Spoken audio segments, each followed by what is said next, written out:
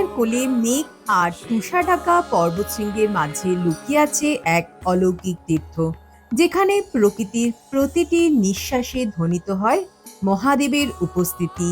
যুগ যুগ ধরে অগণিত ভক্তের বিশ্বাস, এই স্থান ভগবান শিব ও মা পার্বতীর পবিত্র আবাস। আজ আমরা আপনাদেরকে সাথে নিয়ে দর্শন করব সেই পবিত্র অকৃত্রিম আদি কৈলাসের। একসাথে অনুভব করব মহাদেবের অসীম কৃপা। সঙ্গে থাকবেন। চোখ দিয়ে লিটারালি জল বেরিয়ে এসছে। যে কি ফিলিংসটা হচ্ছে আমি বোঝাতে পারবো না।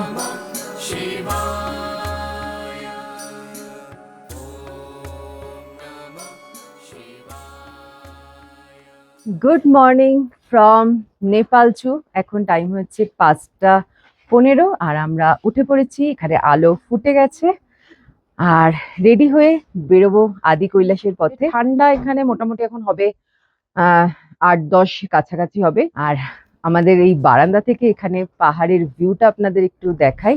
এই যে এখানে দেখুন স্নো কাভার্ড মাউন্টেন্সটা পুরো ক্লিয়ার দেখা যাচ্ছে।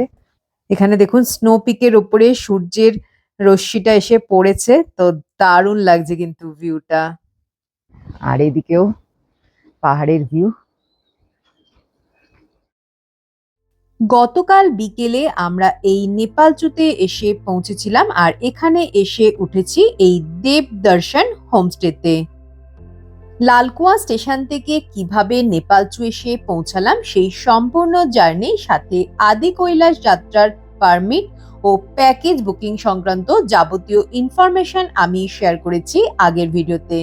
তাই যারা এখনো সেই ভিডিওটা দেখেননি অবশ্যই একবার দেখে নেবেন।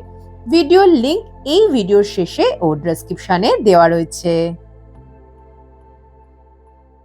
আকাশ কিন্তু বেশ পরিষ্কার রয়েছে, হোপফুলি আমরা ভালোভাবে দর্শন করতে পারবো। তো এখন রেডি হব। এখানে গরম জলের ব্যবস্থা রয়েছে, নিচে যেতে হবে। গরম জলের কি ব্যবস্থা আছে সেটা আপনাদের একটু দেখিয়ে দিই। গরম জল নেওয়ার জন্য নিচে চলে এসেছি। এখানে গরম জলের কি ব্যবস্থাটা আছে দেখাই আপনাদের। ওই যে চোঙের মধ্যে পাইপ দিয়ে জল দেওয়া হচ্ছে আর এই মাঝখানে এখানে আগুন জ্বলছে আর এই পাইপ দিয়ে এখানে বালতিতে গরম জল পড়ছে। যে যার বাথরুম থেকে বালতি নিয়ে এসে এখান থেকে গরম জল নিয়ে যেতে হবে। টাইম হয়েছে 6:30। আমরা রেডি বেরোনোর জন্য। হাতে চলে এসেছে গরম গরম পোহা। তো ব্রেকফাস্টটা এখান থেকে করেই আমরা বেরোবো। এখন ফাইনালি 6:45 আমরা বেরিয়ে পড়লাম আমাদের হোমস্টে থেকে। এখান থেকে আদি কৈলাসের যে লাস্ট পয়েন্ট, যতদূর পর্যন্ত গাড়ি যাবে জলিংকং, সেটা অ্যাপ্রক্স 40 কিলোমিটার। তো মোটামুটি 1.5 থেকে 2 ঘন্টা লাগবে আমাদের জলিংকং পৌঁছাতে। সামনে যে গ্রামটা দেখা যাচ্ছে এটা হচ্ছে নাভি ভিলেজ। গুঞ্জি কিন্তু পেছনে রয়ে গেছে। নাভিতে কিন্তু বেশ সুন্দর সুন্দর কিছু আধুনিক স্টাইলের হোমস্টে রয়েছে। রোদ ঝলমলে দিন হলেও একটা ঠান্ডা কনকনে হাওয়া কিন্তু আমাদের ছুঁয়ে যাচ্ছিল। দুদিকে বিশাল বিশাল পাহাড় আর মাঝখান দিয়ে চলে গেছে আঁকাবাঁকা রাস্তা।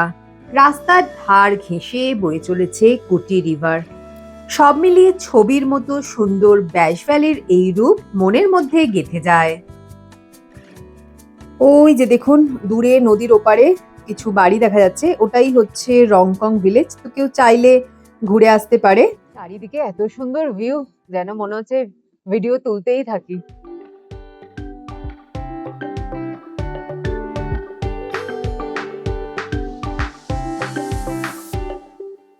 আমরা এখন একদম নিচে নেমে চলে এসেছি।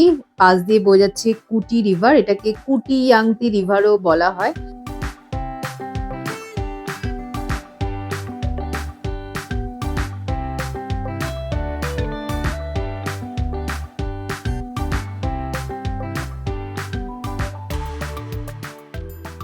যত আমরা ওপরে উঠছি পাহাড়ের প্রকৃতি কিন্তু আস্তে আস্তে পরিবর্তন হচ্ছে।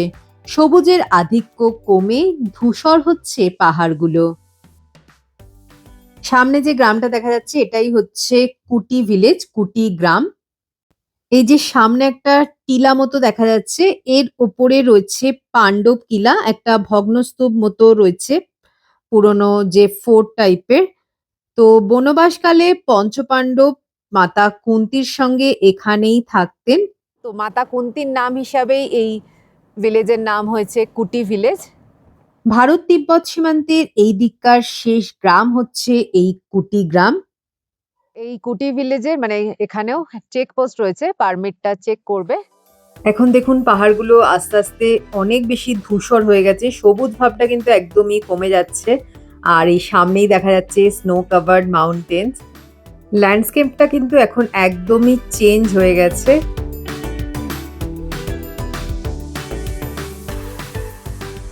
এই যে সামনে পাহাড়টা দেখা যাচ্ছে এটাই হচ্ছে ব্রহ্ম পর্বত। আমরা এখনো জলিংগং থেকে ওই 4-5 কিলোমিটার হবে দাঁড়িয়েছি এখানে। পেছনে যে পাহাড়টা দেখা যাচ্ছে এটা হচ্ছে ব্রহ্মা পর্বত। আকাশ এত পরিষ্কার এখনো রয়েছে আর সাদা ধবধবে স্নো কাভার্ড মাউন্টেন, দারুণ লাগছে কিন্তু ভিউটা। তো এখানে কিছুক্ষণ দাঁড়িয়েছি, আমরা ছবি টবি তুলবো, তুলে আবার এগিয়ে যাব। আর এইদিকে পাহাড়ের ভিউটা জাস্ট অসাধারণ লাগছে। ওই রাস্তাটা দিয়ে আমরা এলাম।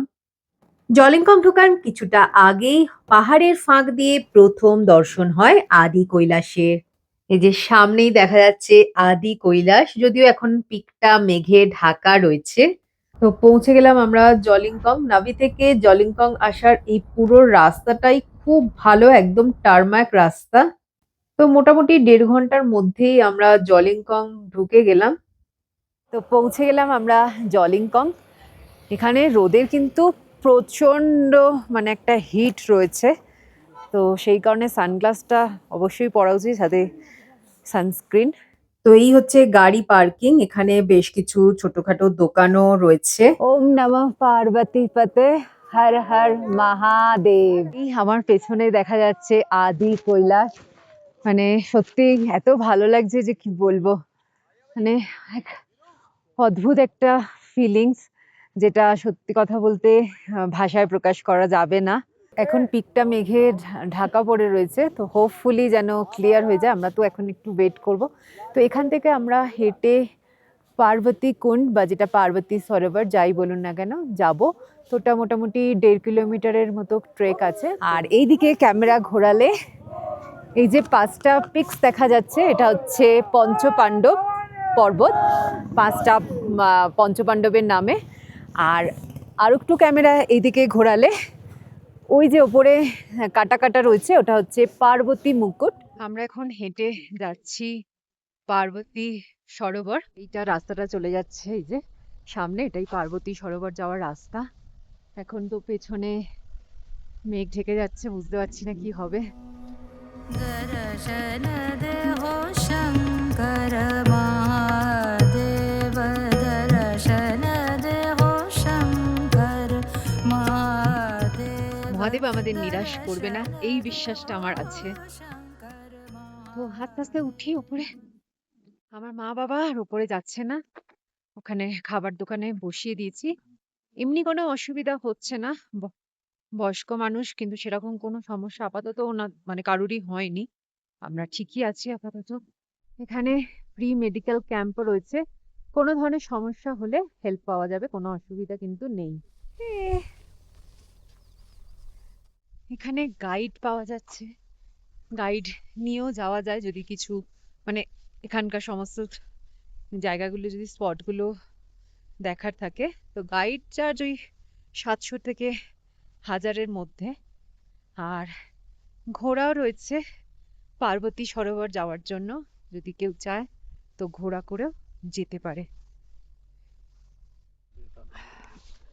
এই যে আমরা ওই এখান থেকে উঠে এলাম, এইটাই হচ্ছে মেন চড়াই, এটা উঠতেই কষ্ট।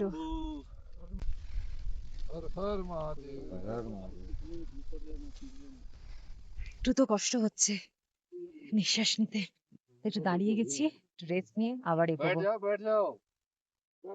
আর এখান থেকে নিচে জলিংগংকে ঠিক এইরকম লাগছে দেখতে। জলিংগং এর অল্টিটিউড অ্যারাউন্ড 14,500। অক্সিজেনের তো অভাব রয়েছেই। এখনো আরো একটু চড়াই বাকি আছে, আমি তো ভাবলাম আমরা উঠে এসেছি।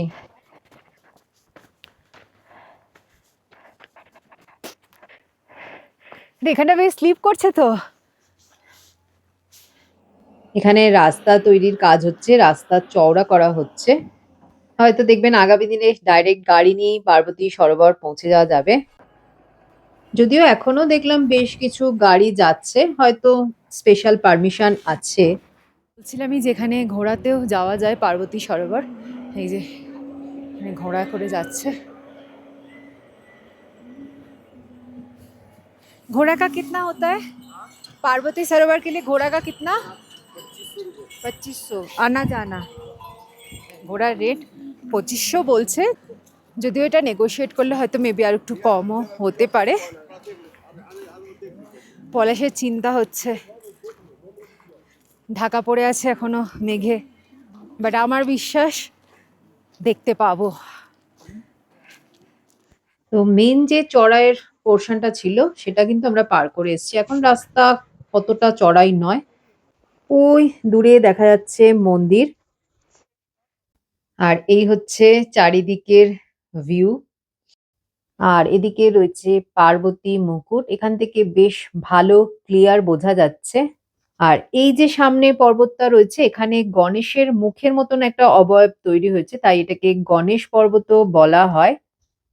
আর এখনো পর্যন্ত আদি কৈলাস পিক মেঘে ঢাকা রয়েছে।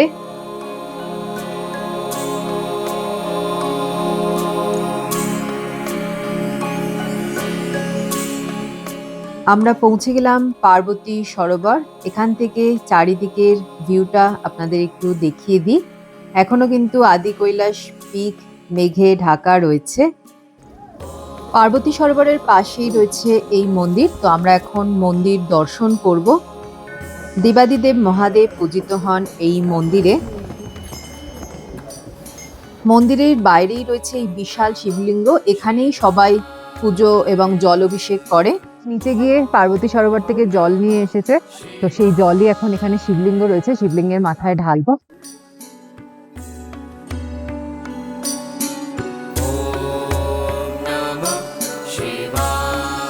মন্দিরের পেছন থেকে নিচে পার্বতী সরোবর ও আদি কৈলাসের খুব সুন্দর একটা ভিউ পাওয়া যায়। পৌরাণিক কাহিনী মতে মাতা পার্বতী মহাদেবকে স্বামী রূপে পাওয়ার জন্য এই স্থানেই তপস্যা করেছিলেন, সেই কারণেই এই সরোবরের নাম হয়েছে পার্বতী সরোবর। এবার আমাদের একটাই কাজ, অপেক্ষা। दर्शन दे हो शंकर महादेव, दर्शन दे हो शंकर महादेव, दर्शन दे हो शंकर। এই মুহূর্তের জন্য ওয়েট করছিলাম, সেই মুহূর্তটা এসে গেছে। মেঘটা সরে গিয়ে পিকটা দেখা গেছে, তো দর্শন করুন আমার সঙ্গে আদি কৈলাস। হর হর মহাদেব। আমার মানে চোখ দিয়ে লিটারালি জল বেরিয়ে এসছে, মানে যে কি ফিলিংসটা হচ্ছে আমি বোঝাতে পারবো না। অদ্ভুত একটা ফিলিংস হচ্ছে যে আমি আদি কৈলাস দর্শন করছি। सर्वव्यापी तू प्रचंड महाकाय, आदिशक्ती तू नरमुंड मालाधार, तुझ्या विना जीवनास अर्थ साकार, महाकाय तू सगुण निराकार। ओम नमः शिवाय।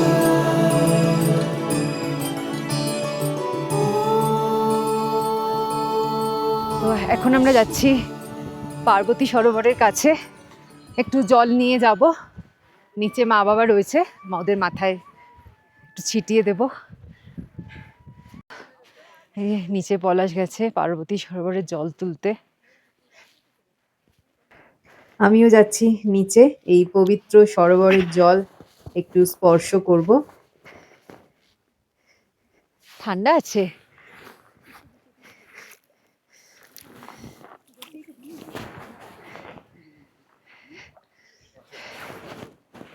এখন টাইম হয়েছে 10টা 30, প্রায় 2 ঘন্টা সময় আমরা এখানে কাটালাম। তো আদি কৈলাস যাত্রা করার জন্য মে জুন মাসটা হচ্ছে ভালো সময়।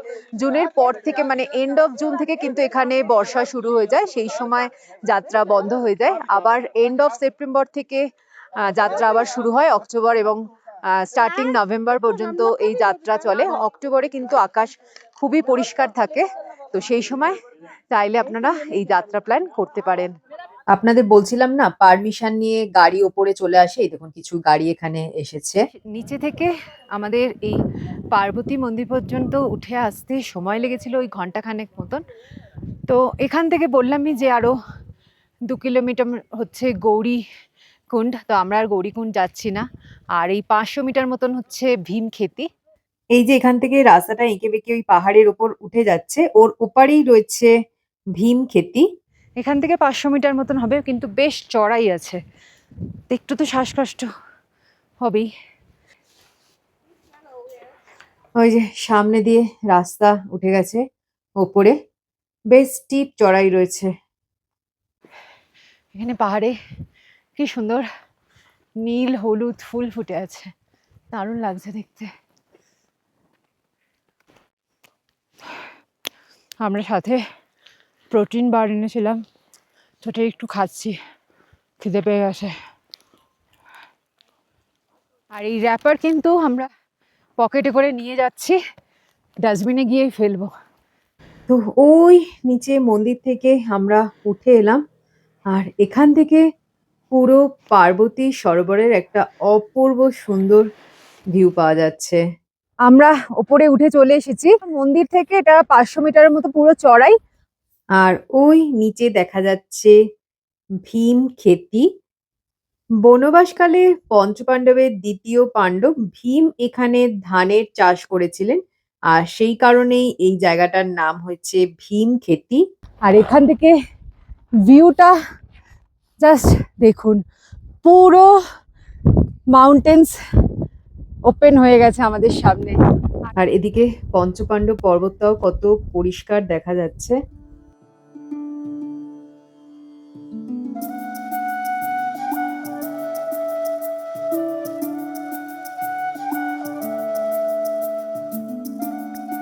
এই যে রাস্তাটা এখান দিয়ে যাচ্ছে, বাঁদিকে গিয়ে পাহাড়ের গা ঘেঁষে একটা রাস্তা ওই যে ওপর দিকে উঠে যাচ্ছে, ওটাই হচ্ছে গৌরীকুণ্ড যাওয়ার রাস্তা। তো এখান থেকে গৌরীকুণ্ড এখনো প্রায় 1.5 থেকে 2 কিলোমিটার হবে। তো গৌরীকুণ্ড থেকে আমরা যাব না, তো আমরা এখন এই দিক দিয়ে নিচে নেমে যাব। তো আমরা নিচে নেমে চলে এসেছি ভীমক্ষেতির সামনে। ভিউটা জাস্ট দেখুন, মাউন্ট কৈলাসের রিফ্লেকশন এখানে জলে পড়েছে, অসাধারণ লাগছে, জাস্ট স্পিচলেস।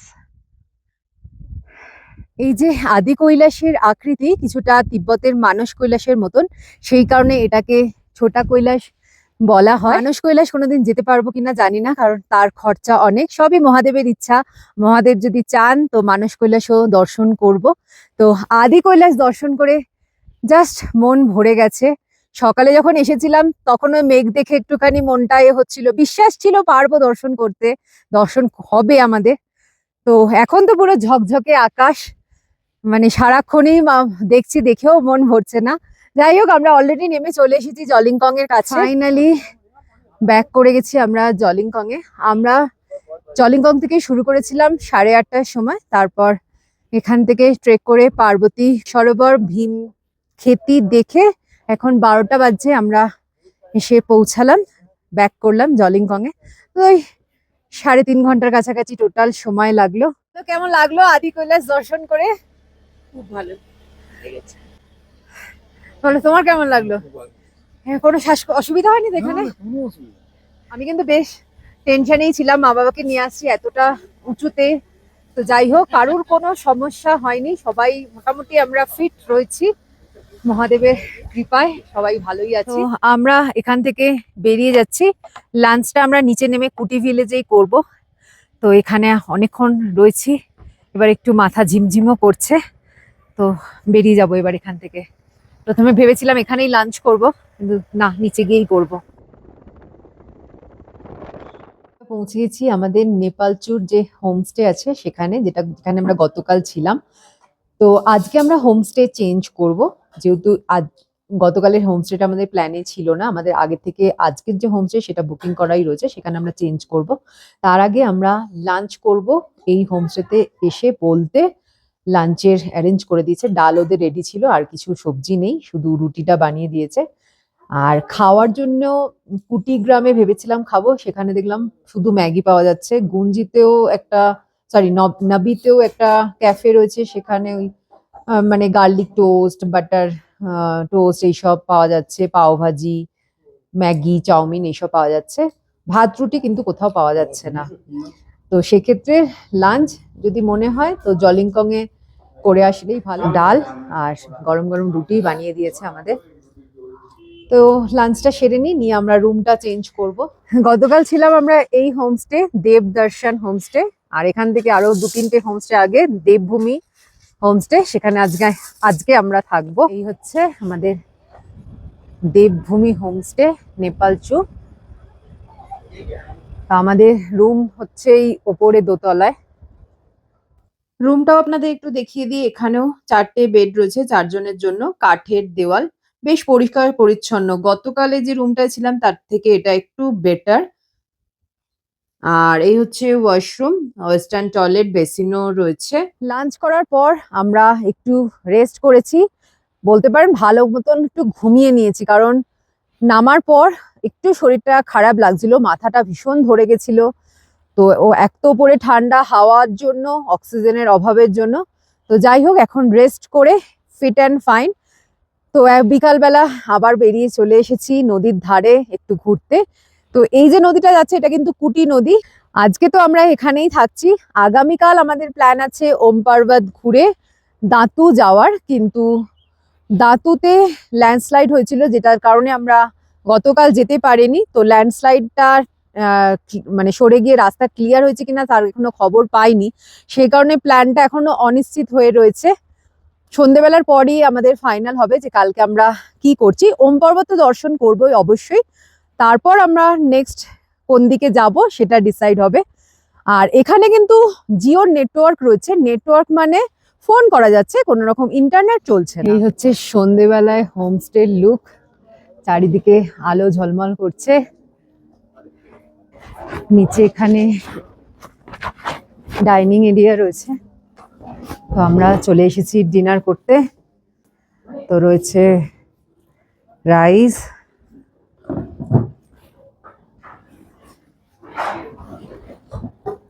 ডাল আর একটা সবজি, পাঁপড় আছে, আর এই রুটি, শসা। এটা হচ্ছে শিমলা মির্চ মানে ক্যাপসিকাম, আর কাদ্দু মানে লকি, লাউয়ের সবজি। ভালোই হয়েছে, খারাপ না। ডালটা বেশ টেস্ট আছে, ঝাল একটু, বাট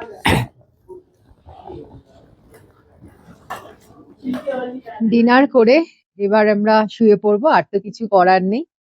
আজকের ভিডিওটা এখানেই শেষ করছি। আগামীকাল আমরা যাব ওম পর্বত দর্শনে, আর সেটা আমি শেয়ার করব নেক্সট ভিডিওতে। তাহলে দেখা হচ্ছে খুব শীঘ্রই পরবর্তী পর্বে। সকলে ভালো থাকবেন, টাটা।